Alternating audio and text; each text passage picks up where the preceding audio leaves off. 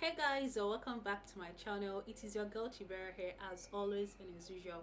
Guys, if you're visiting this channel for the first time, my name is Vera Chidinma, best known as Vera, vlogging all the way from the coast city state in Nigeria. Guys, in today's episode, I'm here to share with you guys tips and tricks that will help you grow your YouTube channel from 0 subscribers or from very few subscribers to a reasonable amount of subscribers. Especially if you're finding it difficult to define your niche, or you think that your niche is something a lot of people are not interested in or may not watch. Also, if you're finding it difficult to define your target audience, to identify whom they are and what they want, and at what time to be giving them what they want. Also, if you're finding it difficult to come up with content ideas, I know that could be a lot of struggles to creators. You're on YouTube and today you feel like you should do this, or you don't even have any idea on what to create. So this video is going to guide you through all of that. It's a tell it all interview and I shared a lot of things here. So this video is going to guide you through each of these fears and steps and give you options, very practical options to how to overcome them and rule your world and be on top of your game. All right, so if you're planning to grow your YouTube channel this year and beyond, this video will be very helpful. Make sure you watch to the end.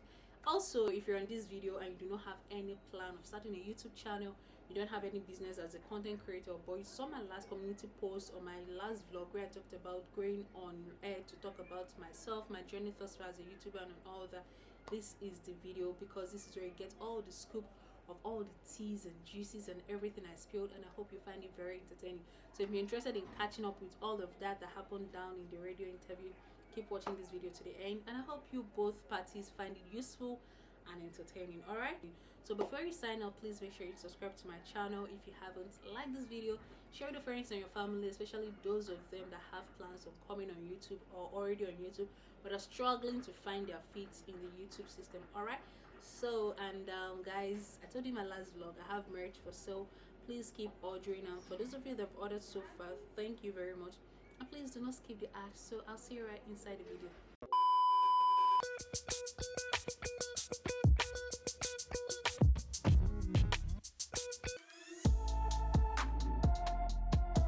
Next will be the power of storytelling using social media and with a major focus on YouTube. And to join us to share such insights, or that particular insight, is Vera Chidinma, popularly known as Chief Vera. Chief Vera, why Chief Vera, by the way? I'm an aspiring chief. Oh my, yeah. Interested. Okay, when we come back, you will hear from the aspiring chief. Stay with us. You're still listening to Business Matters right here on Solid 100.9 FM, the station that rocks the discussion. We definitely have many questions for her. But just before we do that, let's give you a brief on Vera. Vera Chidinma, best known as Chief Vera, is a digital content creator and marketer who has a keen interest in the media. She's a trained dental therapist and a social entrepreneur. Her social enterprise, Millennial Literacy, focuses on giving educational opportunities to kids in underserved communities in Nigeria. Since its inception, she has seen that kids in the urban and rural communities in Enugu have written their SSE by offsetting their bills and are going to school by providing decent uniforms for such kids. Recently, she has taken up the mantle of telling the Enugu story via her growing platform on YouTube. She has promoted and still promotes the state and its tourist potentials to audience all over the world. Vera believes that if we don't tell our stories ourselves, others will tell it wrongly as it pleases them. Right now we have questions for Vera, and would take them gradually. I have plenty. I always have plenty questions. I guess I'm ready. All right. Do I start with what exactly is storytelling, or do I start with how did you get involved in storytelling? Which one is better? Okay, I think let me start by answering what storytelling is all about. All right. Storytelling, just like the name says, is just the act of telling stories. But if you're going to go deeply into it, I would say that storytelling is the act of expressing oneself or your brand over a specific medium to a given number of people, which you would call your audience. And this audience, at some point, there may not be definite at the beginning, or along the line you could define your audience with the hope that they relate to the story you're trying to tell them, or the intentions you're trying to express, or the message you're trying to pass across. So if you're talking about storytelling, you should know there are key elements. So first of all, I talked about yourself or your brand. I talked about medium, which is the platform you are using. I also talked about them, your audience, trying to relate to the message you're trying to pass across, because if they don't relate to that, the whole aim of storytelling has been lost. So basically, in a nutshell, this is what storytelling is all about. Considering that you studied dental therapy in the dental school here in Enugu, Yes. how did you end up doing this? I mean, what's your interest in storytelling, and when exactly did you start? I started immediately I finished school, but I could say that my interest in media started in school, because I could remember I was part of the DOS, the social organizations. We started the whole ushering job thing.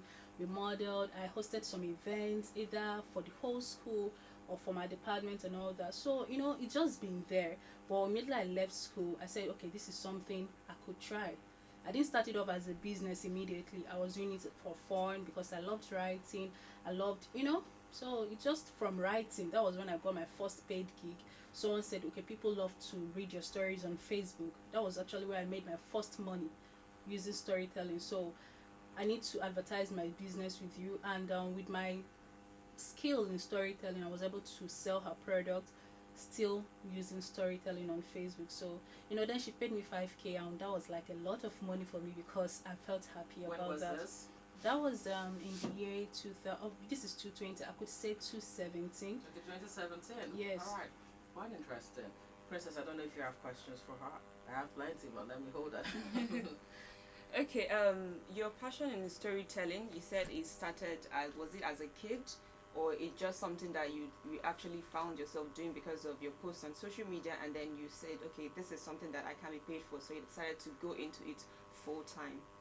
Well, I could say started as a kid, but as a kid I didn't nurture it because I had the whole interest in medicine. But when I was in school as an adult or a teenager, I was just, there's this natural calling that keeps driving you to this certain path. So that was when I started. Then I kept doing that because I saw the potentials in it. You can actually make something out of this. So it started as a kid, then as an adult, I saw the potentials. I kept pursuing that. Okay, and I'm really interested in the part of your blogging. How did you diversify into not just storytelling on not just the writing medium, but also using video to tell your story? Okay, once because I'm in this industry per se, I realized that lately videos drive emotions more. It tells the story more. People do not read a lot, in quotes. Yeah, we do not read a lot. People love to watch things. People love the animations going on. So I was like, let me take advantage of this move, of this development. So that was what made me go into videography and video storytelling. Yeah. Okay, you started this YouTube channel in March, Yes. and this is more or less 8 months, and you've grown to like 5,000 subscribers. A lot of people have this fear of YouTube, like when they start, they don't have subscribers. You see people who have been there for over 2 years, and they just have less than 100 subscribers. So that is one of the challenges of YouTube, and also how to get the videos across to people and all that. So how did you manage to get people to be aware of your videos, for them to even subscribe? So some people see videos on YouTube, but yet they are not even willing to subscribe to some of those YouTube channels. So how are you able to get people to be aware of your videos and to actually subscribe to them? Okay, first of all, getting people to be aware of my video is something I intentionally did. First of all, I used other social media platforms to share my videos. If you follow me on Twitter, you know I'm very active talking about my channel like my life depends on it. Yes, and literally it does depend on it, however. So I shared it on other social media platforms. If you go to my Instagram, you don't see my personal pictures anymore. My videos have overtaken that because I know this is business right now. So aside from sharing that on these social media platforms, What I also did is this, and I'm going to share this as an advice to every other YouTuber or aspiring YouTuber, is this: be a problem solver. You don't just start YouTube and start talking about yourself. Okay. You know, you have to give out something that people want, you know. Yeah. So I discovered a loophole, I discovered a need. Nobody's talking about Enugu, and this doesn't mean that nothing interesting happens here. So I said, oh, you know what, let's talk about Enugu, let's promote this state, and from there we can promote the region, that is the southeast region. So I saw the need, I provided the solution, and when I did that, I saw that people were really interested in this, and I continued. So getting the subscribers was as a result of me solving a particular need. Someone in the US could, for instance, the last time he could be here maybe 15 years ago and all that, and I'm showing him this is what Enugu currently looks like. Don't you think that the person is going to come back again to see more and all that? So that is that I feel that my growth is solely as a result of me being able to solve a particular problem for a particular set of people. So that is that. Okay.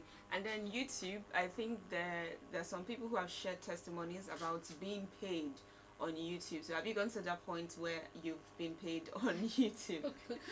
Yes, I've gotten to that point. I got to that point, I think 3 months or 2 months after starting. That was when I got monetized. Okay. So yeah, ever since then we've been getting So paychecks. 3 months after starting, Yes. you got Wow. monetized. Yes. That was really fast. So like how many views? Because I think there is a criteria. Number for of that. subscribers, Number right? of subscribers and views. What's it like? Okay, currently you have to get at least 1,000 subscribers, real subscribers, and then have over 4,000 watch hours, which is a lot. So it's really a lot. Sorry, take that again. You have to have 1,000 subscribers, okay. and then 4,000 watch hours. Really interesting. You've been doing this. You're young. You're in Enugu, and you have friends. You have students as well. Your colleagues and all of that. Are there people coming to you and asking you questions on how you do this? Can you teach me? What is the demand like?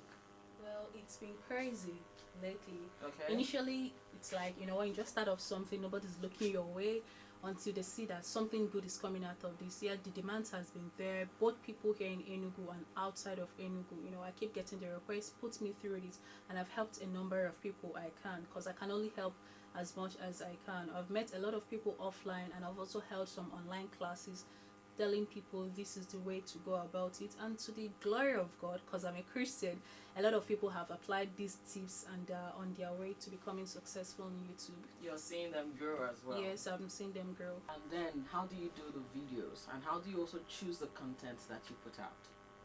Okay, I make the videos myself. Then talking about content, choosing them, most times they come naturally. Some other times they come as a request from my audience. Initially it came naturally. There are things in Enugu I wanted to show people about. If you watch my videos on YouTube, you realize that I initially started by showing what Enugu looks like in 2020. These are places you could go, because when people think of Enugu, they think of Enugu as a little village where little or nothing happens. So I wanted to change that narrative.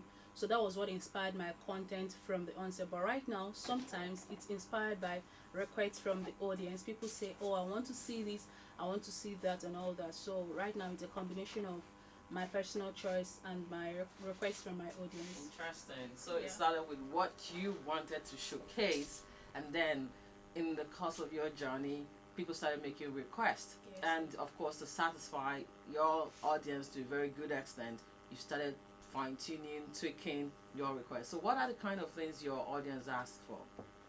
Surprisingly and interestingly, which I enjoy, they ask for the same thing I stand for, which is to see Enugu. Okay. Most of my audience are basically people who grew up in Enugu but are no longer here. They want to see what their city looks like, they want to see what the state looks like, and this is my primary goal, to showcase my town, to showcase my city. So when they do that, it's like, okay, I was just about doing this. Like the last video I shared, I had it in mind to go show Call Camp. Then suddenly someone sent me a mail, please can you show us neighborhoods, like old neighborhoods in Enugu? I was like, oh, imagine this is what I have in mind to show, and you're already asking for it. Here it is. I gave it to them. So All right. This is really interesting. So yes. let me ask this question directly. Would you say storytelling works on social media? Does storytelling on social media work? It does. Okay. 100%. 100%. Yes, it How, does. how does it work? Once you know your audience, once you know what you want, you just put it out. One thing I know is this, like I said earlier, at first your audience might not be defined. You may not know whom your target audience are, but immediately you start doing that, knowing fully well this is what you want to achieve, with time they will come around. There's always going to be a fraction of people who are interested in what you have to offer, regardless of how small or how big they are. But there are people yearning for what you have to offer. So whatever type of story you are trying to tell on social media, there are audience for you for that. So you just have to keep pushing it out until you find them and they find you. So Wow. it does work. Yeah. Keep pushing it out until you find them and they find you. I Yes. really love this. And these are simple, very basic principles. So share your experience from when you started in March till now. How many followers, subscribers did you have, and how is it that in a space of how many months you have about 5,000 subscribers now? What exactly are you doing? I'm being original. Okay. I'm being original. Do you post content like every day or what? No, I post weekly. You post weekly? Yes. Consistently Yes. weekly. Okay. Yeah, sometimes twice a week, but mostly weekly, because of the kind of content I put out. It's not so easy because I have to go out. Most of my content are outdoor vlogs, so I have to go out, meet different people, film for a day or two, now spend a very good amount of time to edit them before putting it out. So it will take a toll on me if I go beyond that, because I'm currently working alone. So basically I post once a week. So, can businesses use YouTube platforms, social media platforms to sell their business, to project their business? Would you say that? Yes, they can. So right now, in this time and in this era, in this age, this is a digital age. So it would be uncalled for your business not to have a social media presence. It is very necessary because social media offers you the advantage of reaching out to a wider audience.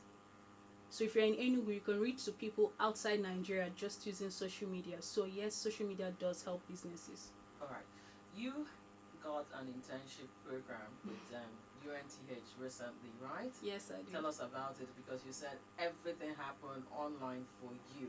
And the person who helped you make that happen, you've not met the person till now? No, I've not. You've not seen the person? I've not seen him. So- I've not heard his voice. How did that happen? Okay.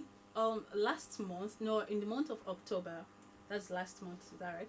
I wrote this exam. So I wrote the internship exam for the internship. So I started this series where I share a week in my live vlog. Unfortunately, that was the week I wrote this exam. So I showed them that I went to write exam and told them that honestly, this exam I wrote is quite competitive because thousands of us came to write the exam, and the slot is like not up to 1/10 of the people that came there. So jokingly, casually, I said, if there's anyone here who's going to help me get this, I'll really appreciate, and the vlog ended there.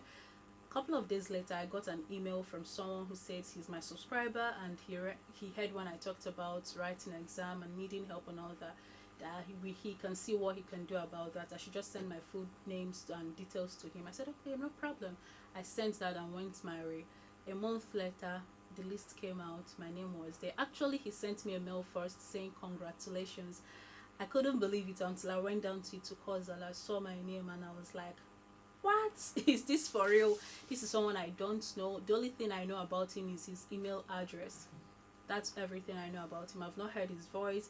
I don't know him, and he's not even in Nigeria, but he pulled these strings for me simply because he said, I watch your videos and I like what you do, and I would really like to support your career and whatever it is you're doing. So that's how I got that. Now, another thing there is the fact that you also are repping a particular real estate organization right now, and you said it happened on YouTube as well. Yes, You got that call on YouTube. Yes. Tell us about it too. Okay, this happened in July. So if you watch my YouTube channel, you realize that apart from showing Enugu as a tourist place, I also show the real estate side of it and the need why people need to come and invest here or come and live here and all that. So after I shared some of the videos, I got a call from a company here in Enugu saying that they want me to do something with them and all that. So I went, and the reason why these people reached out to me is because they already understudied my channel. They know who my audience are, where they live, and what they want. And this my audience matches with their own audience. The only difference is that they do not have the platform. They do not have these people at their fingertips, but I already have them. So the best thing they did was for us to enter a deal. I represent them for everything real estate, connecting them with my audience who are also interested in real estate. So that was how it happened, and the deal has been on and it's been going on very fine ever since then. And Right. they've been grateful as well because they got value for their money. Okay. Yeah.